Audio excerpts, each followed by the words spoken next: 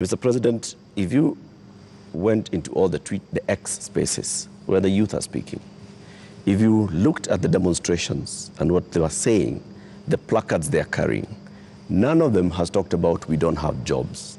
None of them have talked about the housing jobs are not enough for us. None of them have talked anything about what you have mentioned. So it's not that they are not seeing about the jobs. It is beyond that, Mr. President. And respectfully, I want to put it to you that you're not hearing what they're saying. In fact, we only heard after the protests, after all those things you described, that's the time that you came and said, I have listened. Let me tell you the following. The rejection of the finance bill, and this goes to what Linus has said, that we didn't hear anything. Let me tell you, the process of a finance bill, in fact, you know, many people believe in Kenya that the finance bill is an invention of William Ruto. It is not an invention of William Ruto.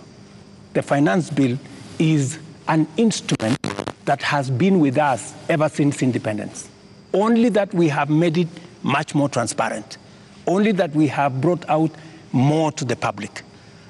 And that is why there is greater interrogation of what government is doing, especially after the new constitution that made public participation not a sterile provision of the constitution, but public participation to be an integral part of lawmaking, an integral part of managing the country. Let me tell you, when we took the bill, when we formulated the bill, it had 346 billion of new revenue. When MPs went out to the public said, we don't think this is good. We don't think this is good. It was reduced by 140-something billion shillings. It remained just 200 billion. Doesn't that amount to listening? No, it doesn't. That the public said, reduce this by... No, it doesn't, Mr. President. And that's why I said reject it. Just wait. No, we are talking about listening. Yeah. Just relax. We're talking about listening, okay? So the public said, reduce this by 146. We sat down, we cut down the areas, we reduced it to 200. What went into the space was the people who wanted to mislead the public, to say, oh, you see, in fact, everything you have been told is still there. This was not removed. These people are not listening. These people are not listening. And let me tell you, my good friend Latif, we have dropped the finance bill. Yeah? What does that mean? It means we have gone back almost 2 years. It means that this year we are going to borrow 1 trillion shillings to be able to run our government. That's what it means.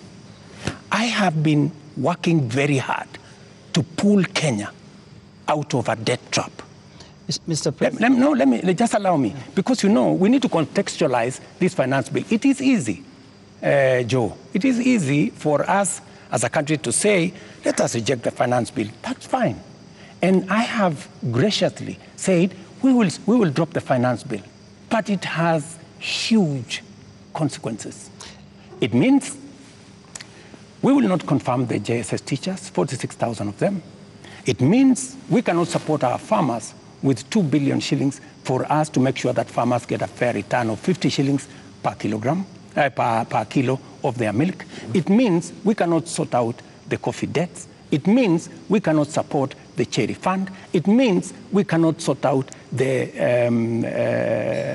debts of farmers in Mumias. It also means that we will continue to import potatoes from Europe when we have potatoes in his village. You just told me in Kimana. We have potatoes in Nyandarua. We have onions all over the place. That may well be. I think the problem has been, these are people who are saying they haven't been listened to. You only listened because you said on that night, on that Wednesday night, that is the moment you said that you had realized Mr. President, that Kenyans did not want anything to do with that bill. And one would wonder, how can that be, Mr. President? And you have had all these presentations that have been made.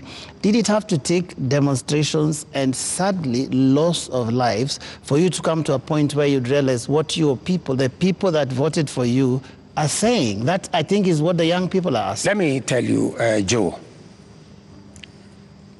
members of parliament are representatives of the people, elected. They are not fools. And they are not mad. And I want to say, one day, Kenya will know that the MPs who voted yes are the true heroes of Kenya.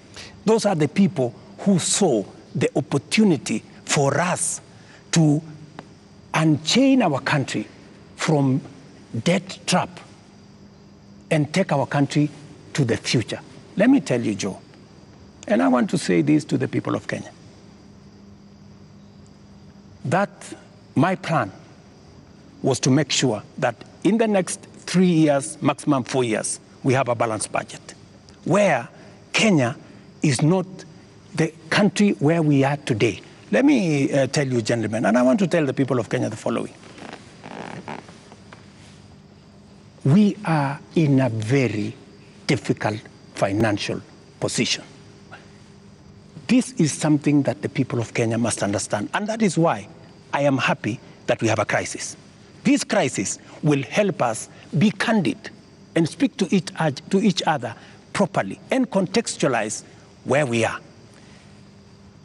We raised this year 2.3 trillion from our taxes. Of that 2.3 trillion, 1.1 trillion went to debt financing. 1 trillion went to salaries. What did we do? We had to go and borrow to pay the counties. We had to go and borrow to fund our education. We had to go and borrow to fund. Now, the funding gap we have done with the finance bill going down is that instead of borrowing 600 billion, we are going to borrow 600 billion plus 346 billion, that is close to $1 trillion. And let me tell you, my good friends, and I want us to be honest with ourselves. This is not how a country will get to a status where we are proud of our nation. This is not how we are going to grow. And that is why, Linus, this situation, this crisis is a very important inflection point that we can sit together, assess. Let us agree. And I have no problem. Let us agree. Yeah. Do we continue borrowing? And let me give you the statistics. When in 2013, Linus, just allow me 1 minute, please, with a lot of respect. Okay. In 2013, the debt stock of Kenya was 1.8 trillion. For 10 years, that increased 5 times to 11 trillion, 10 point something trillion. We built a lot of roads.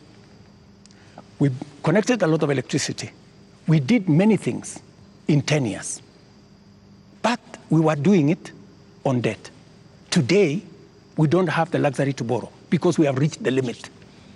And today, let me finish. Today, all the money we borrowed from 2013 is maturing. That is why the biggest challenge that we have as a nation is that we are spending 1.1 trillion every year of taxes we collect from ordinary Kenyans to pay debt, and not the whole debt. That's interest alone. Yeah. Interest principal comes to 1.8 trillion this year. So, my good friends, and yet you want to tell me, William Ruto, don't collect domestic taxes.